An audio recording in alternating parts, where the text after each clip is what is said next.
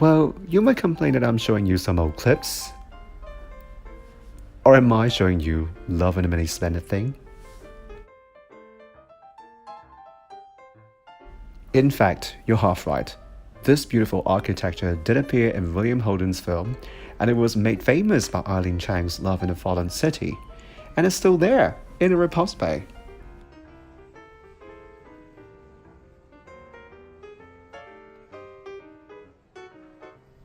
There are many bus routes to Repulse Bay, such as this Route 6X, and once it has crossed the Aberdeen Tunnel, you'll see this beautiful landscape and beaches. But don't forget to tap your octopus card when alighting, or else you will be charged full fare. Well, what you see is the Verandah, which previously is a hotel called the Repulse Bay Hotel. It was demolished in 1982 to make way for a new residential development.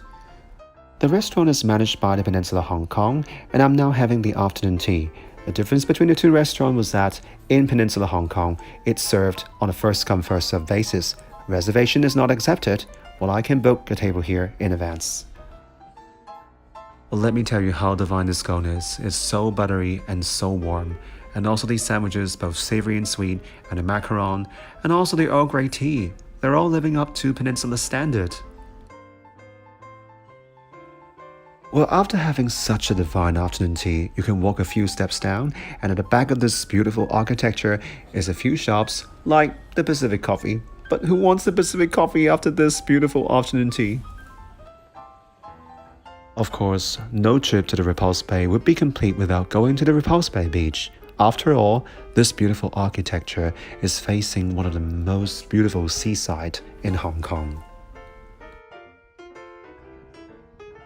There, you can go to the Pulse, where it's kind of a shopping mall, and you can go upstairs to enjoy the toy shops, Haagen-Dazs, and possibly rooftop swimming pool.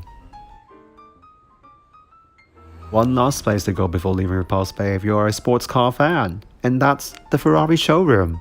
Just look at the Ferraris over there. Do remember to be a little bit more patient when leaving, because after all, this is a tourist destination, and you might have to wait for a few more buses. But what better way to spend your leisure time having one of the most beautiful afternoon tea in Hong Kong?